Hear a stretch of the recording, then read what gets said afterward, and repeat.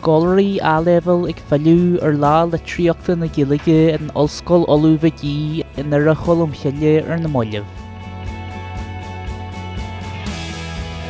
Is mis málaí ónéal can scola na scoil nua.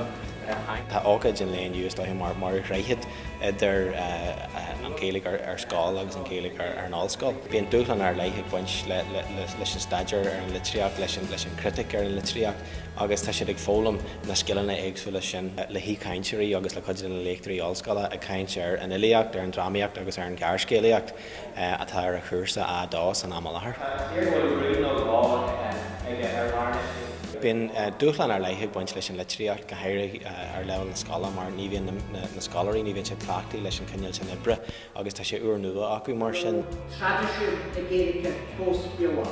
Bhfuil hin go mórdíobh ar nó teachtaigh áit mar seo le staidir a dhéanú ar an litriocht le go dtuige siad go bhfuil níos mó i gceist ná checks le haghaidh scrúdú ach gur litriocht atá seo gur féad le solt agus tarbha agus spragu sinne a eile machas. Bla bla bla bla. Go back to get it all right. I'm a genuine diploma in Gaeilge, part-time training, mum gym fee. Ollscoil sé a lán an dorsa dut. Tá Gregor O'Dill mar cean do lecht ar híon agus muidir gannaí fáileach leis agus muidir gannaí a chuid fáileach híon agus tá sé ansamú le bhéigéis do daine gana ceintfuid chuid op ar híon is dóid deas é an sabhar le chuid teag na híon fásta.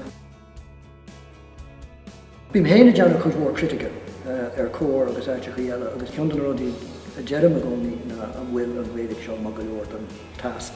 An té bí a scríú go tradiisiúnta chuirsaí béalages agus fan chatar a tintan agus an cinneal sin.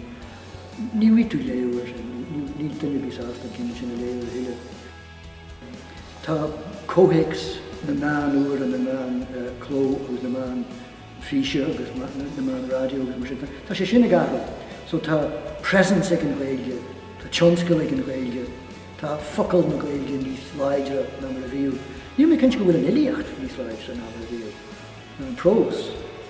Tá muide an saoireacht agus nach bhfuil ach beidir beirt ile Gaeltacht. Frontis me go bhhaird is go seacha. Tá coppla duine beidir i gcéalaí thocudógúil duine éigen i Gunamara. Ní leachas é ná, agus tá na scóraigh a dóla an Gaeilge cos a bhéin. Agus fágannte sin go bhfuil ceistán fa heimhras, fa chruinneas an teanna. Agus tá sé sin a tarla do gailg na halba inis fosta. Creidim go bhfuil scéal na Gaeltachta antáhacht sin an fág gur bhúr me sin teach in áirta heisce sin an fág go gaman le go go teama an sin. Tá jigge léon de ile darlan mar bhfuil tógáil cheart agus timpla cheart teanna agad. Tá sé an déilí agamsa agus tá Gaeilge bhheastal agam. It's few a dhéanamh.